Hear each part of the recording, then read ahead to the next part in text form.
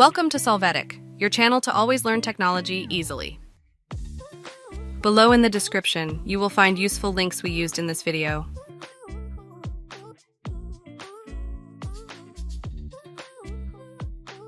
Today on Solvetic, we will see how to hide columns in Excel.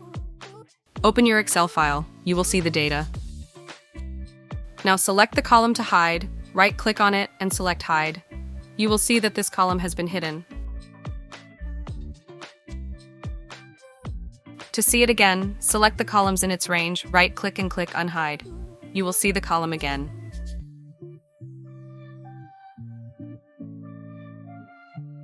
Hey, remember to subscribe Solvetic channel.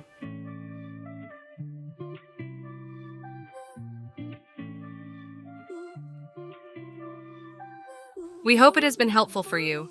Here are links to watch more videos of your interest and subscribe to the Solvetic channel. Thank you.